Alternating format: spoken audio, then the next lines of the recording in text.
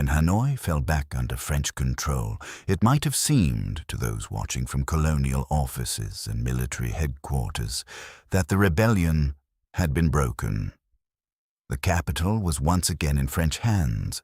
The boulevards, government buildings, railway stations, and military posts could be guarded. Patrols could move through the streets, flags could be raised, reports could be written declaring that order had been restored. But this was one of the first great misunderstandings of the First Indochina War. For the Viet Minh, the loss of Hanoi was not the end of resistance. It was the beginning of another kind of war. Ho Chi Minh and the revolutionary government withdrew into the countryside.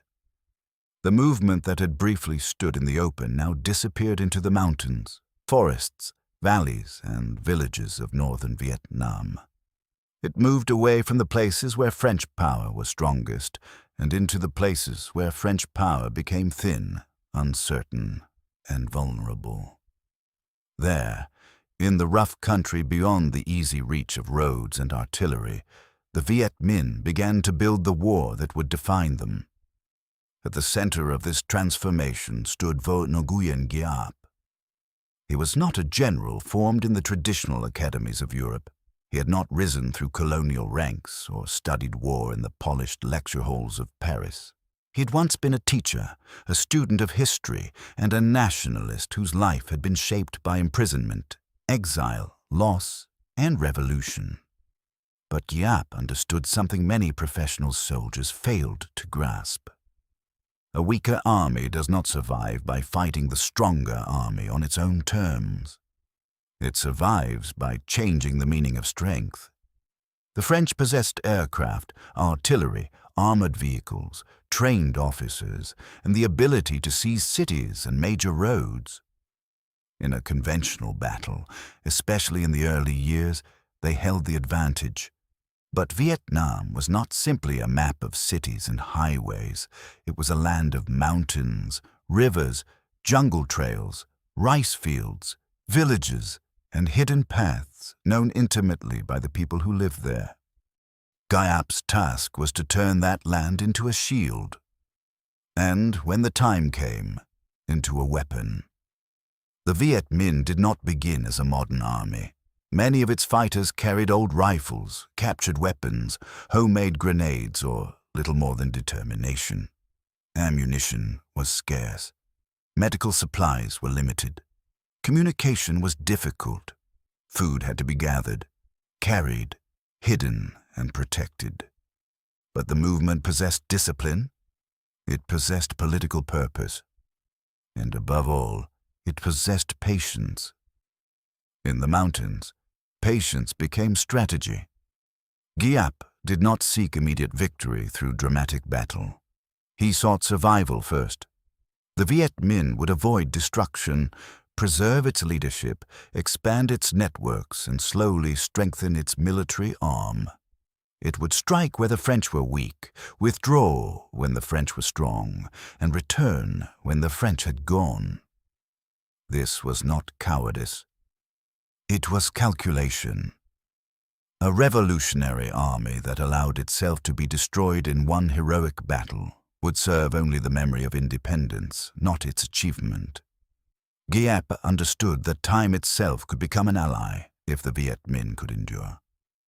The mountains of the north provided the space to endure.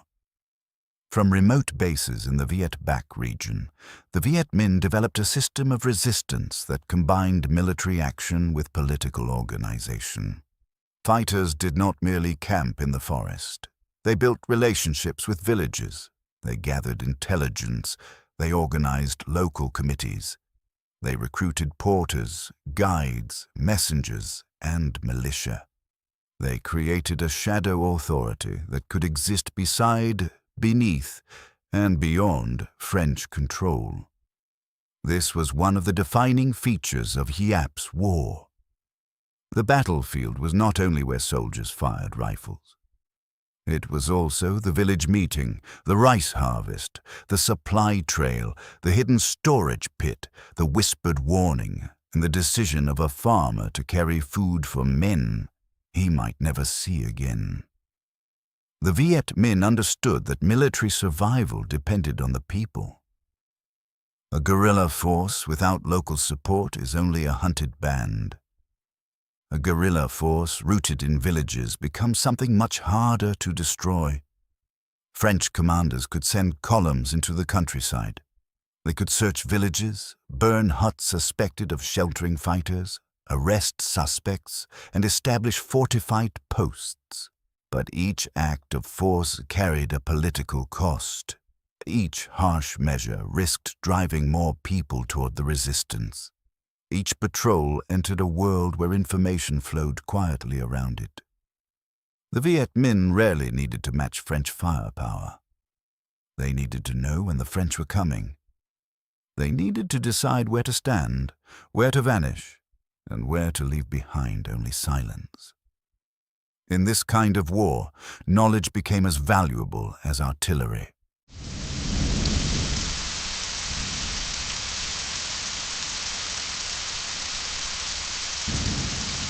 The French army found itself fighting not only an enemy, but a landscape.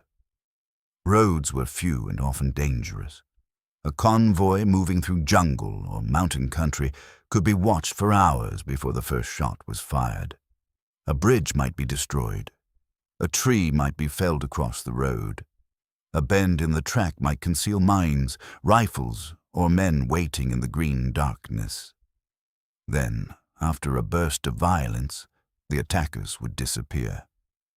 By the time aircraft arrived or artillery was called, the Viet Minh were gone, scattered through trails, villages, or forests that seemed close behind them.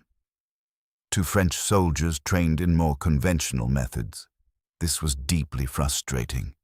They wanted contact. They wanted decisive battle. They wanted to bring superior firepower to bear. But Giap was not yet offering decisive battle. He was offering uncertainty. He was offering exhaustion. He was offering a war in which the French could march all day, seize a position, and still not know whether they had won anything meaningful. The Viet Minh strategy developed in stages. First came preservation, survival of the movement and leadership. Then came expansion, the creation of bases, militia networks, and supply systems. Then came harassment, ambushes, raids, assassinations, sabotage, and attacks on isolated posts. Only later, when strength had grown, would larger formations emerge. This gradual approach required discipline, and discipline required political control. The Viet Minh were not simply a military force under Giap.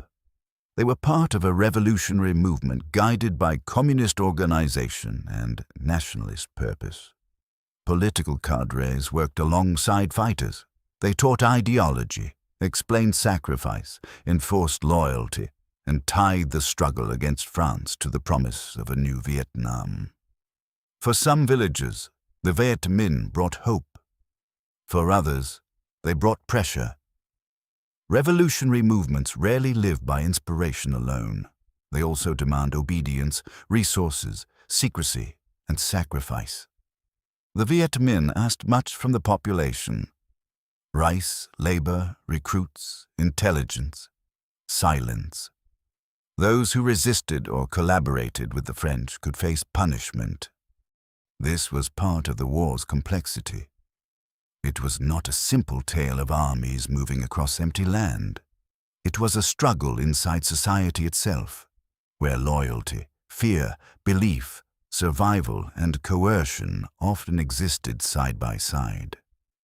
Yet, whatever methods the Viet Minh used, the result was unmistakable. French authority could not easily penetrate the countryside without force. And where authority depends constantly on force, it is never truly secure. Giap's growing army learned to live with hardship. Fighters marched through rain and leeches, slept under leaves, carried supplies over steep paths, and endured hunger with a discipline that impressed even some of their enemies. Weapons were prized. Ammunition was counted carefully. A captured rifle could matter as much as a victory. Every small success fed the larger struggle. A destroyed outpost brought weapons. A successful ambush brought confidence.